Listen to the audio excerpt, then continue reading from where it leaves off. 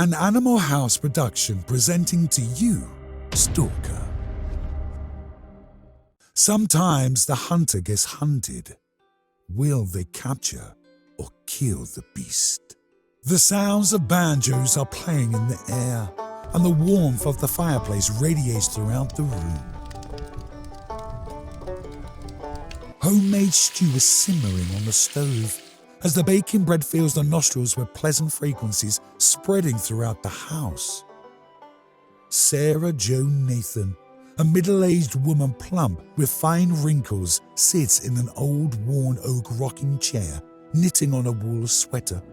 Winter is approaching fast as the days are short and the nights are long. Cleo Ray Nathan, a middle-aged poor farmer, average height, stump posture, was playing on the banjo sitting in his tidy chair, smoking on a tobacco pipe when all of a sudden, boom! Boom again. He looked at Sarah and jumped up. "Honey, who could be at the door this late?" Sarah shrugged, replying, "Sweet love, I don't know." Then the dogs began barking viciously and the door got hit again, but this time with more force, extremely violent. Boom! Boom! Cleo put down his banjo and went to pick up his rifle. "I'm going to get to the bottom of this," he hollered. "Please, sweet love, be careful, and let's not try to wake the children," said Sarah. "One thing for certain, and two things for sure. Who, or whatever it is, will find some slugs in it," Cleo mentioned. But the dogs kept barking and whimpering, so Cleo grabs his light and heads to the door. As he opens the door, the dogs rush in. 3 big Walker hounds barking, whimpering, whining to be saved from something. The dogs almost knock Cleo down coming through. "Honey, what could have the dogs so scared?" Sarah said. "I don't know, honey, 'cause I'd never seen them like this before, even around wolves, love." Sarah nods her head and gets up to stir the stew. Cleo peers out the door and shines the light into the darkness. He sees nor hears nothing. He pans the light to the pasture where the horses are very nervous and uneasy.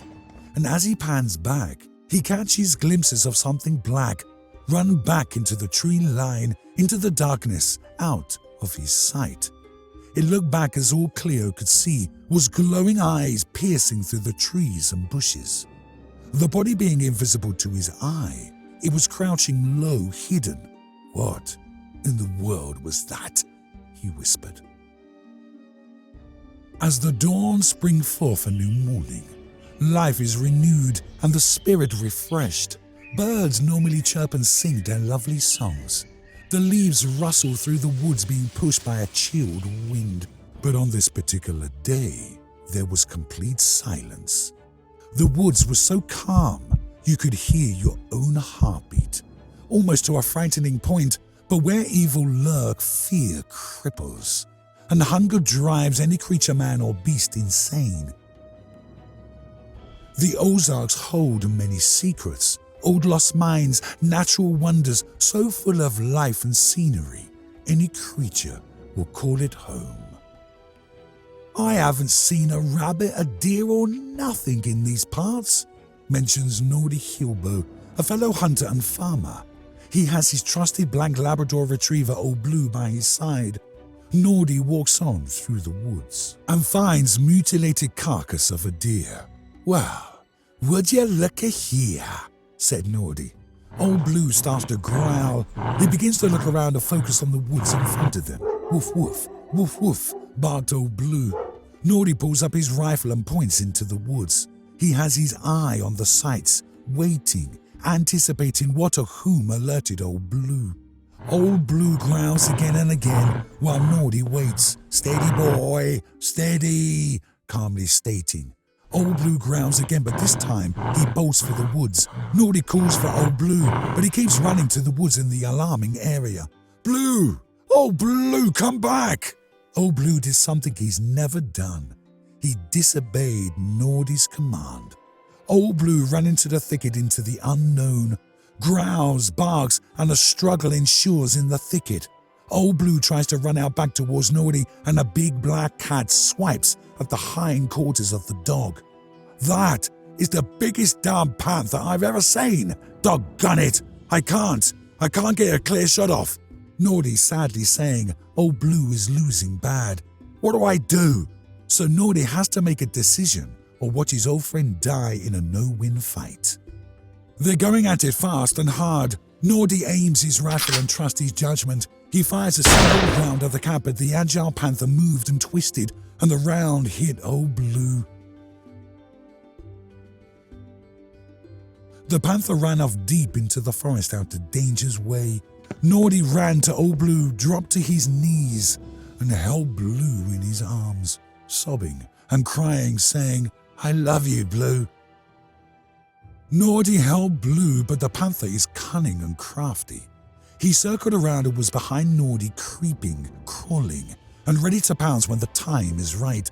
And as Nordy was about to stand up, he turned around, and the big cat struck with his claws, full extended and 3-inch fangs showing it leapt at Nordy. Nordy looked in horror and shock. He tried to grab his rifle, but his hands were too slow. The big cat was on his neck, giving him a striking blow. Blood shot from his veins and poured into the cat's mouth. There's an old adage that asks if a tree falls in the woods and no one hears it, does it make a sound? Nordy screamed in terror. He died a grisly death. The panther began to eat Nordy, and the human flesh tasted like nothing it had before. The big cat finished off Nordy and walked slowly, unbothered, down deep into the thicket.